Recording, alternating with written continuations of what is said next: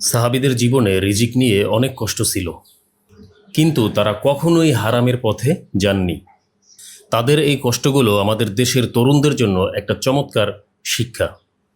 আমি ঠিক এখন কয়েকজন সাহাবীর কথা বলবো, যাদের জীবনের কষ্টগুলো এখনকার যুবকদের জন্য অনুপ্রেরণা হয়ে থাকবে। হজরত আবু হুরায়রা রাদিয়াল্লাহু তাআলা, তিনি ইয়ামেন থেকে মদিনাতে এসেছিলেন। তার কিন্তু কোনো সম্পদ ছিল না, শুধুমাত্র আল্লাহর রসুল সাল্লাল্লাহু আলাইহি ওয়াসাল্লামের সান্নিধ্যে থেকে তিনি দিন শিখতেন। ক্ষুধার কষ্ট এতটাই তীব্র ছিল যে মাঝে মাঝে তিনি মদিনাবাসী সুফফাদের সাথে শুয়ে থাকতেন। তিনি বলেছিলেন যে আমি কখনো কখনো ক্ষুধার কারণে পেটে পাথর বেঁধে রাখতাম। মাঝে মাঝে তিনি সাহাবীদের কাছে প্রশ্ন করার ভান করতেন, যাতে করে কেউ তাকে কিছু খাদ্য দান করে। কিন্তু এত কিছুর পরেও তিনি কখনোই হারামের পথকে বেছে নেননি।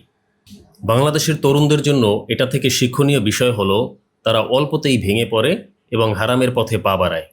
কিন্তু দেখুন, আবু হুরায়রা রাদিয়াল্লাহু তাআলা ক্ষুধার যন্ত্রণায় কষ্ট করেছেন, কিন্তু কখনোই তিনি হারামের পথে পা বাড়াননি। হারামের পথে যাওয়াটাই কিন্তু কোনো সমাধান নয়, বরং ধৈর্য ধরো, চেষ্টা করো, একটা সময় দেখা যাবে যে হালাল ইনকাম তোমার কাছে অটোমেটিক্যালি চলে আসছে। এরপরে আসা যাক অন্য আরেক সাহাবীর কথায়, বিলাল রাদিয়াল্লাহু তাআলা আনহু। তিনি কিন্তু ছিলেন দাস। ইসলামের কারণে তিনি নির্যাতিত হয়েছেন। তপ্ত মরুভূমিতে তার বুকের উপর পাথর চাপা দিয়ে তাকে শাস্তি দেওয়া হয়েছে। ক্ষুধার যন্ত্রণা ভোগ করেছেন দিনের পর দিন। ছিলেন দারিদ্রতার চরম শিখরে, কিন্তু তবুও কখনোই হারামের পথ বেছে নেননি।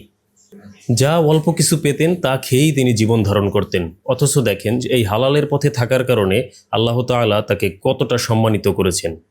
হাদিসে এসেছে, নবী করিম সাল্লাল্লাহু আলাইহি ওয়াসাল্লাম জান্নাতে যখন ভ্রমণ করেছিলেন, তখন তার সামনে বিলাল রাদিয়াল্লাহু তাআলার হাঁটার শব্দ তিনি শুনতে পেয়েছিলেন।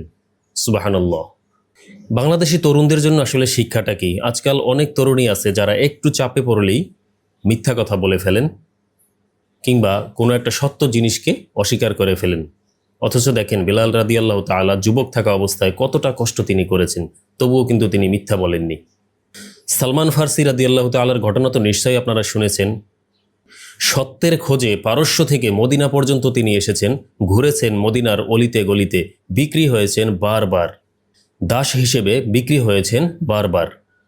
তিনি খন্দক খননের সময় এতটাই ক্ষুধার্ত ছিলেন, কিন্তু তার হাতে ছিল একটি মাত্র শুকনো খেজুর, যা দিয়ে তিনি তার জীবন ধারণ করেছিলেন।